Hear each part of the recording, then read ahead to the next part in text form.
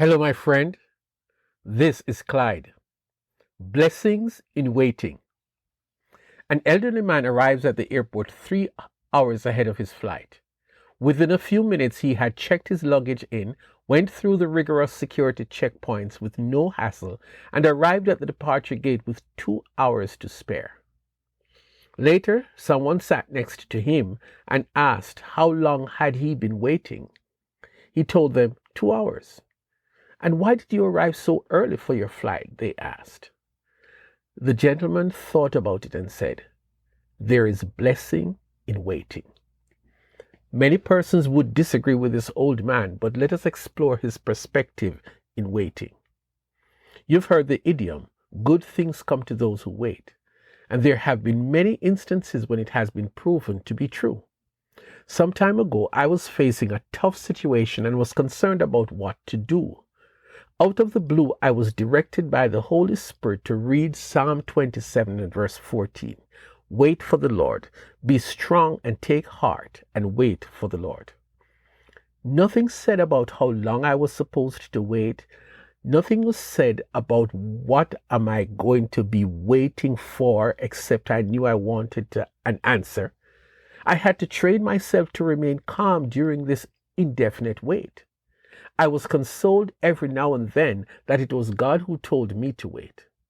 What made it more interesting is that I didn't know what I was to look for as a sign to show that the waiting period would end. Several days later, the answer came. It was quite a pleasant surprise in many respects, but I stopped and I reviewed the waiting period, and I'm glad I waited.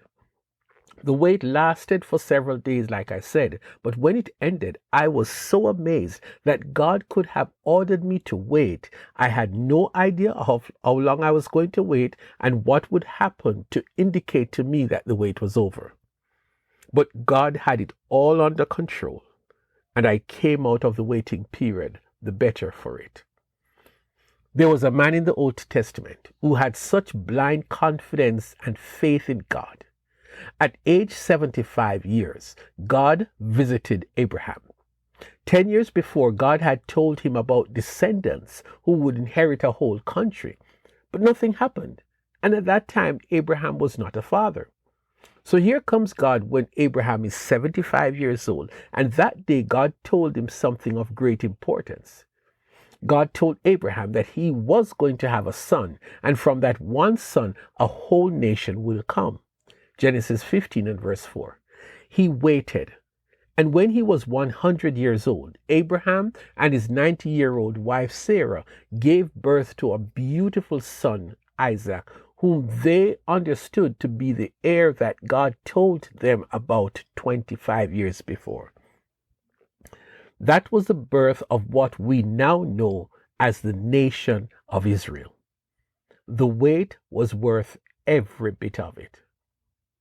You remember the young Jewish teenager named Joseph, one of 12 sons of Jacob, who was cruelly sold into slavery by his 10 older brothers.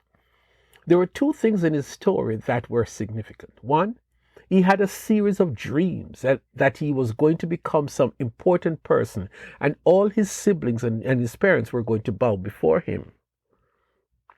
Now that he was sold into slavery, that expected event was hardly likely to happen, right?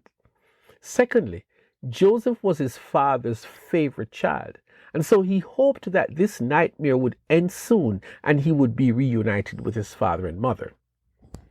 Joseph waited probably 20 years, during which time he became a slave in Egypt, and later he was thrown into an Egyptian prison for a crime he did not commit. Certainly, all possibility of siblings and parents bowing down to him seemed to evaporate. Joseph could probably have resigned himself to die in an Egyptian prison and not ever seeing his father again. But one day, something unusual happened.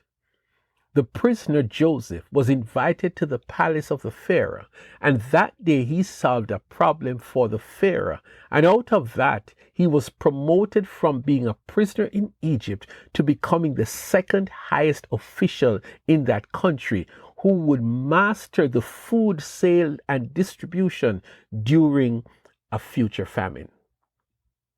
Meanwhile, the famine spread beyond Egypt to the place where Joseph's family lived, and soon they heard about food being available in Egypt, and they sent some of the brothers to go buy food. It turned out that the food czar in Egypt, Joseph, encountered the brothers who did not recognize him until one day he revealed himself to them. Yes, they did bow down to him, both in honor and in embarrassment and fear. Joseph sent for the rest of his family and relocated them in Egypt. It took his siblings a while to get over the fact that their brother occupied such an important position in Egypt, and they expected him to extract a revenge. But Joseph told them that what they meant for evil, God had turned it around for good. Genesis 50 and verse 19. The dreams came true, not the way he expected. And even though things seemed like God had forgotten, God did not forget, and despite the wait, it was worth every day of it. Then there was Job, a rich man who lost 10 children in one day, lost all his wealth and his health. Everything Job had, Job lost. Job couldn't find God for an explanation for all these tragedies and losses in his family for what seemed like an inordinately long time. And then one day God appeared, seemingly out of nowhere, and after a sobering conversation between God and Job, listen to what happened. After Job had prayed for his friends, the Lord restored his fortunes and gave him twice as much as he had before. Job 42 and verse 10. There is one big wait that has been going on for a long period of time. Before Jesus left earth, he told his disciples that he was going away for a season and would return to take his followers back to heaven. John 14 verse 1 to 4. Trust me when I say it has been quite some time, practically 2,000 years. But God told his followers to wait for the return trip from heaven to collect all the dead Christians and the living Christians together, and they would all go back to heaven where they will be for all eternity. 1 Thessalonians 4, 13 to 17. My friends, sometimes the wait can be painful, long, and difficult. But on this last one, I promise you, make sure you are a child of God. Now you can join the wait confidently knowing that you will be going back to heaven with Jesus. I don't know when it will happen.